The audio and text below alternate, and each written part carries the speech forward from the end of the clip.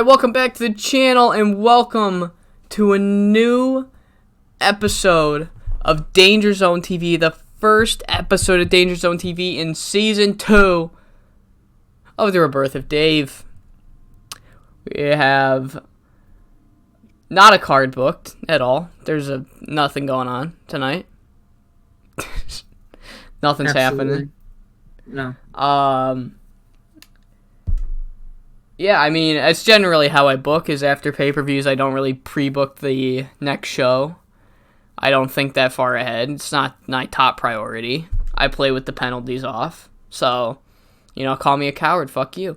So yeah, before we get into the show, I do want to talk about a couple things. And the first thing being is that the format for these weekly episodes will be how it was when I started the save. It will be one show per episode, whether it's a Danger Zone TV or a pay-per-view. Obviously, pay-per-views will be longer episodes, but I'm only really planning on these Danger Zone TVs to go 10, 15 minutes. Don't know if that's what'll happen, but that's what I'm expecting. So, yeah. That's more content for you. So one TV or one show per episode, whether it's TV or pay-per-view. Generally, these TVs, I don't know how long they're going to turn out to be. Probably in the 10 to 15 minute ranges, depending on how much we talk about before the show gets going.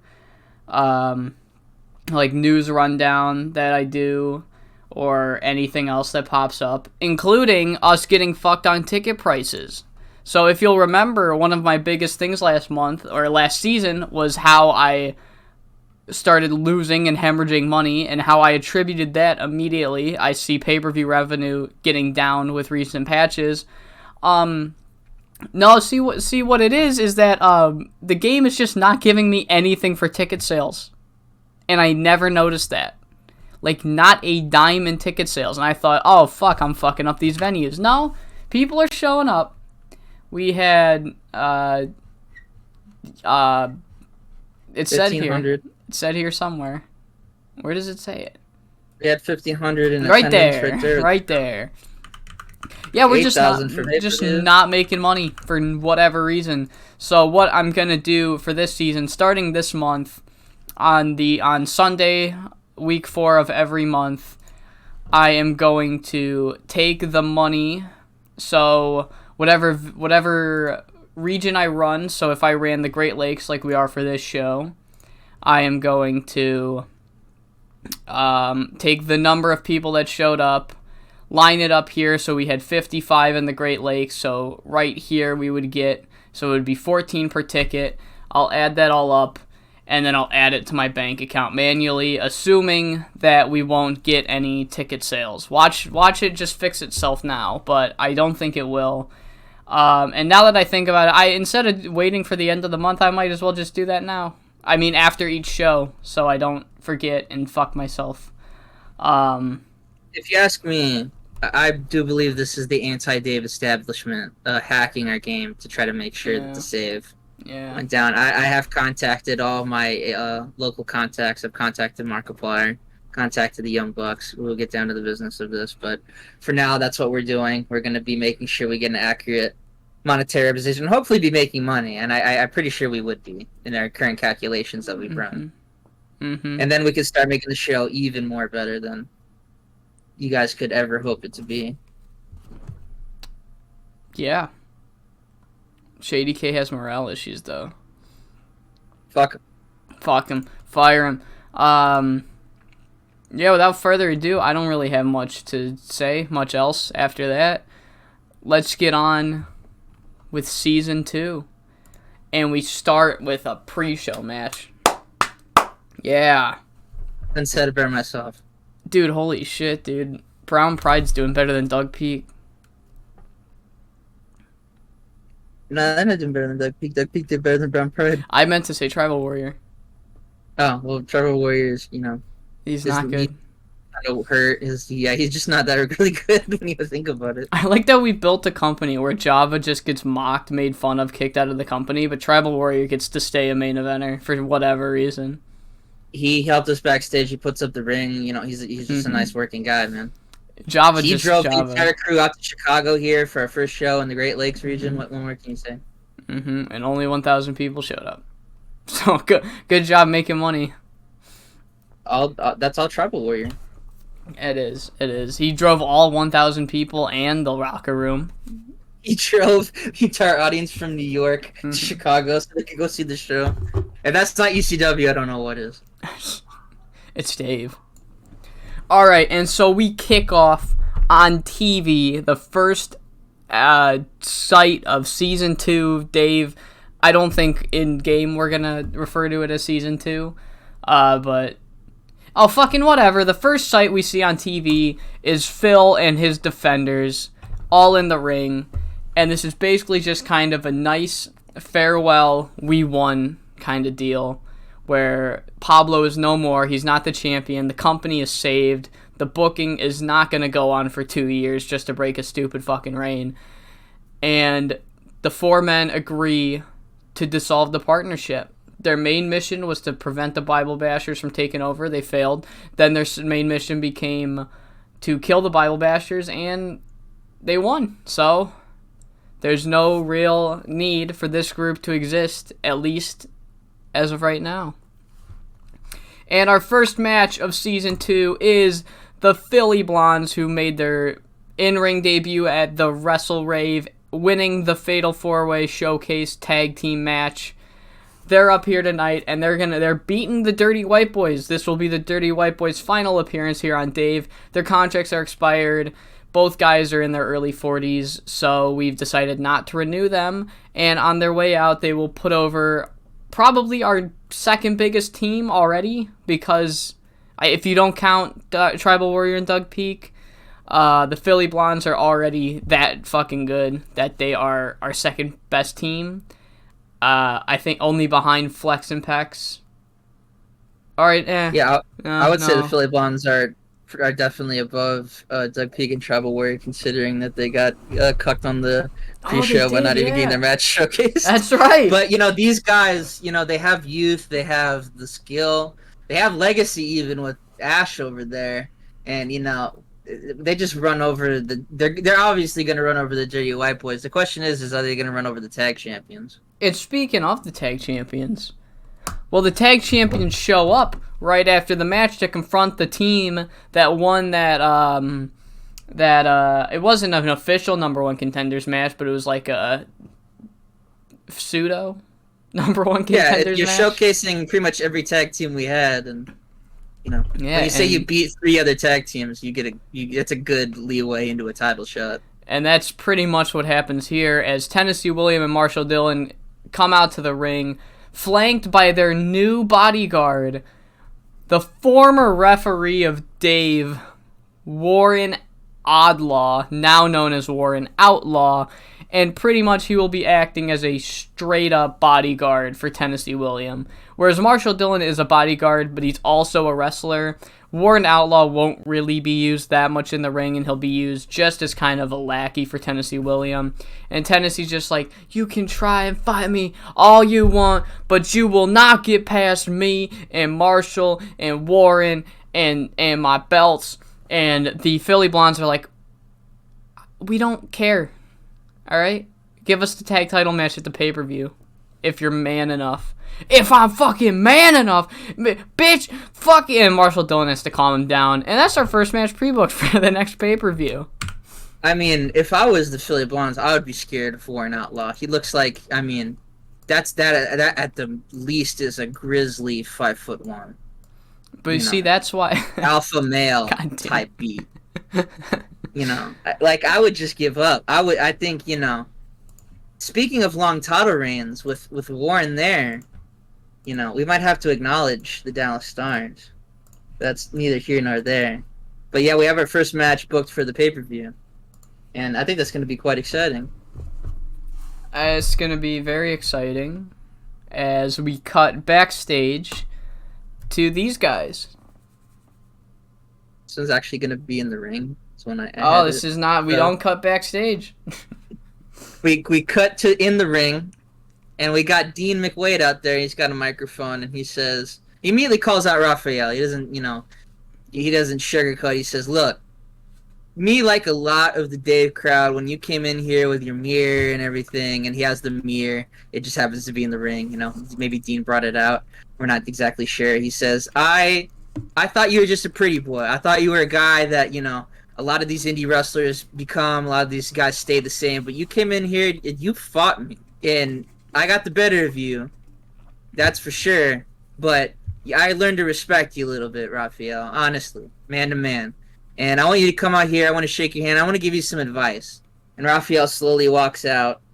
And, Dean, he offers the hand. He says, I know it's not something we do a lot of in Dave. It's not something it's not something that happens quite often. But I genuinely mean this. I want to give you respect. I think the most important advice I give, and Raphael just super kicks him right in the head and starts beating him down. And it's a huge standard beatdown, except he grabs McWade's head and just he just Marty Jannetty's him right through that mirror. And we have that thing gimmicked up, so there's lots of blood. Dean's holding his eyes. He's grabbing just pretty much every part of his head. He's bleeding out there. And who's gonna stop this bloodbath but King Boone? He runs, waddles. We're not exactly sure. He probably struts to the ring because he's a kingly man, followed by a Susan, who's mostly just mad she isn't getting a paycheck for this. Raphael, of course, sneaks out of the ring, maybe through the crowd.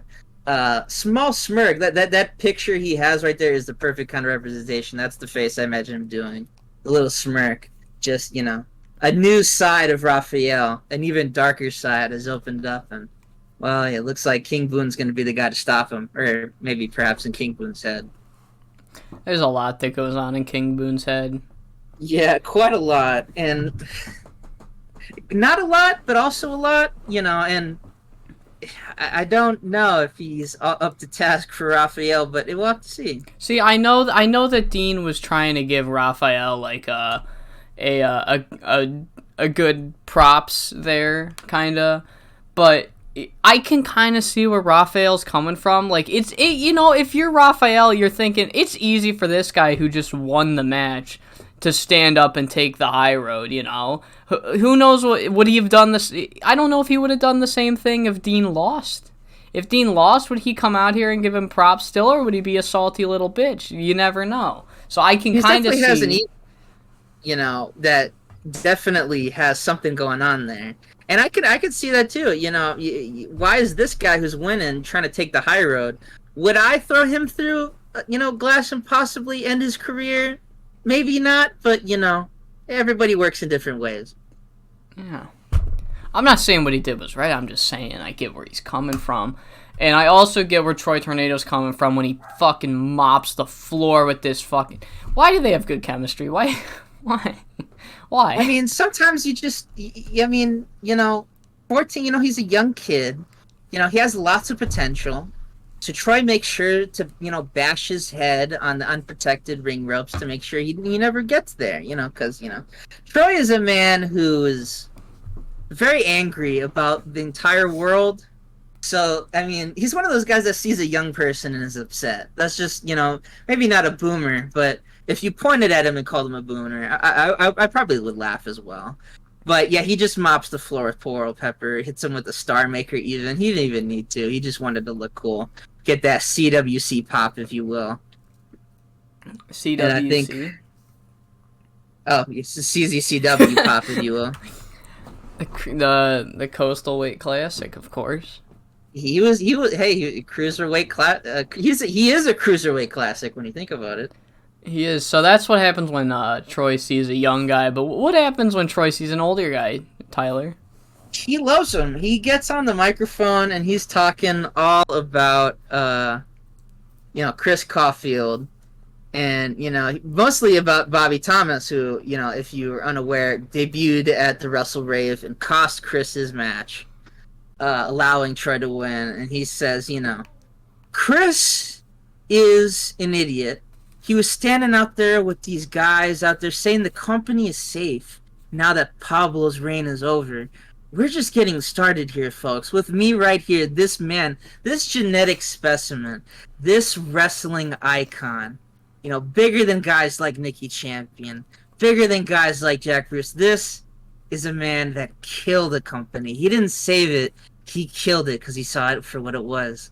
This is the 4C killer, Robert Thomas.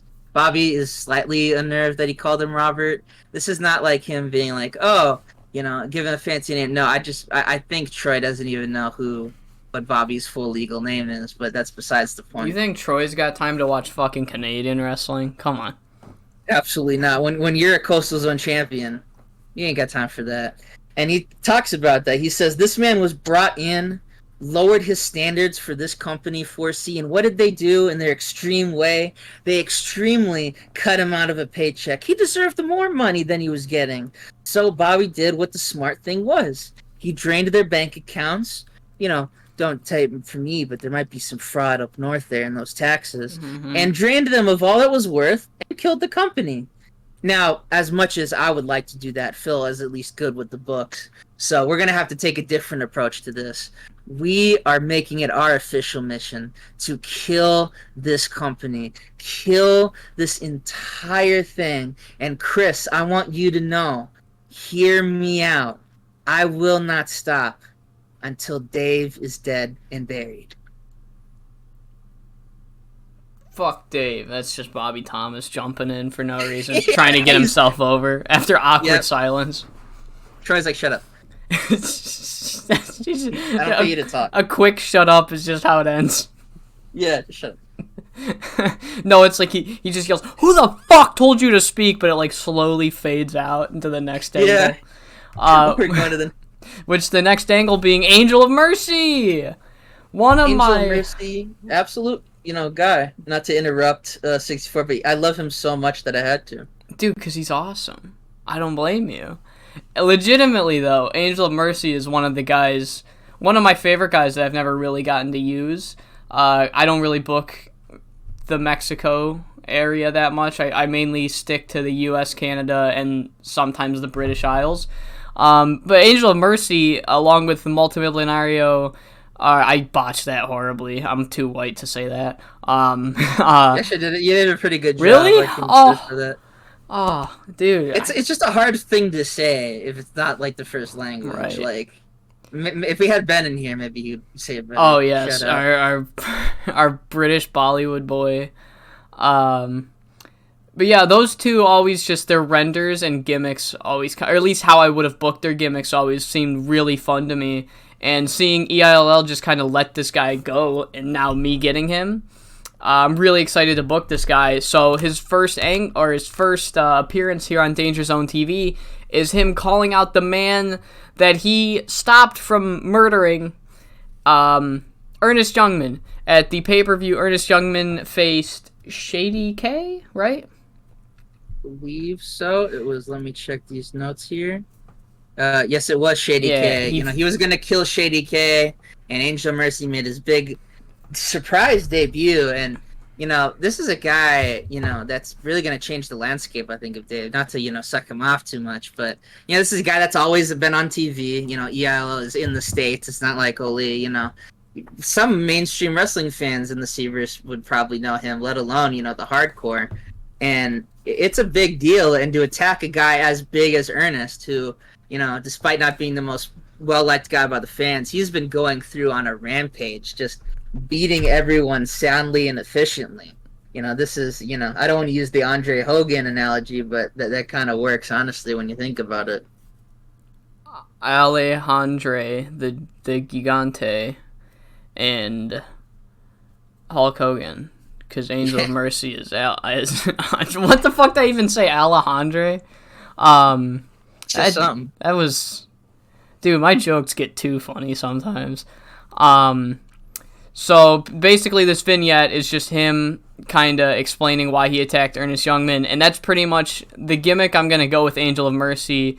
Is the line that he uses in the promo is, I provide the payback that God is not willing to hand out. So he's just kind of like a vigilante, sort of. I don't I hope I'm explaining that good enough. Oh well. You did. That line is metal as fuck. That's all that fucking matters. Holy shit. Fuck yeah. So yeah, Angel of Mercy is here in Dave, and I'm fucking hyped.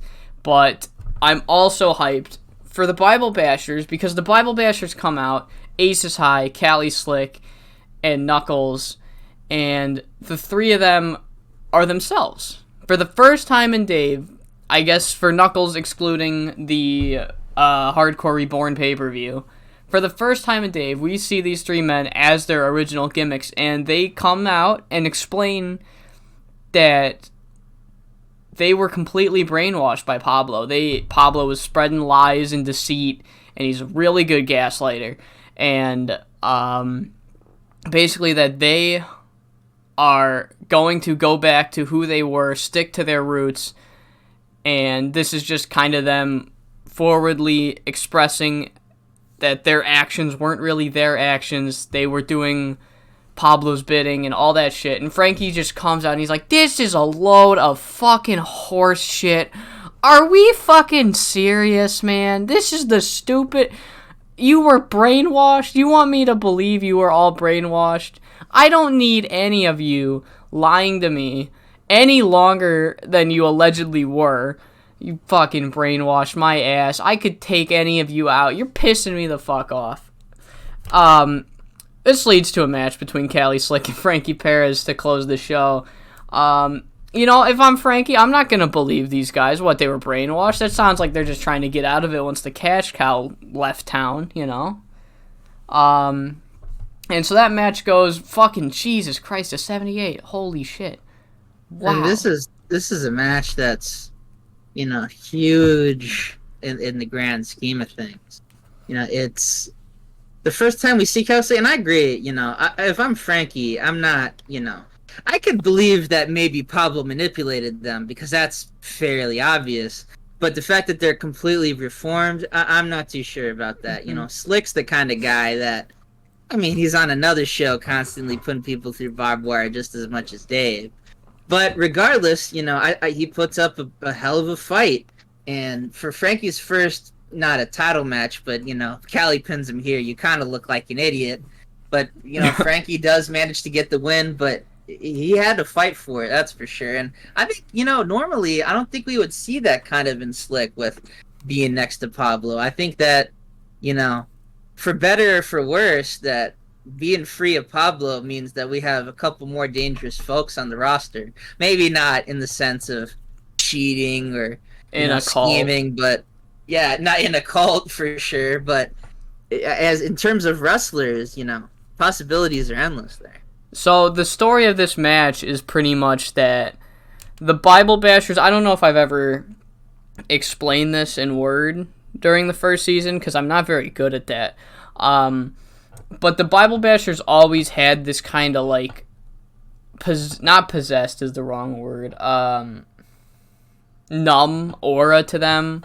And they wrestled very distinctly and all kind of similarly. And all of that is gone during this match. And you can just kind of realize that Cali Slick's got, he's sharper, he's quicker on his feet. And Frankie Perez notices this and he has to completely change up his style. Pretty much how these three men were wrestling was like a watered down Pablo for the past so long that seeing them wrestle as themselves again is really refreshing. And Frankie Perez notices this through the match and eventually does get the P-clutch and wins by submission. And also to pull back the curtain a little bit, me and Tyler just kind of realized out of nowhere that Cali Slick was a star. And so this was like a tryout match for him, and dude, he's overperformed. I was not expecting him to have the higher rating at all. I was actually kind of expecting this to flop in terms of that. So that's really cool to see. We are in a new area, so that could also be it. But at the same time, if you want to do a football analogy, he didn't just get the Hail Mary. He got the whole touchdown and then also threw it at some, kid and injured him on the sidelines. So I have, it was a shock to me as well. This is... Like I said, it's metaphor. It's in kayfabe and not. We just got a whole new threat on the roster, and I think the fans are the real winners in that scenario.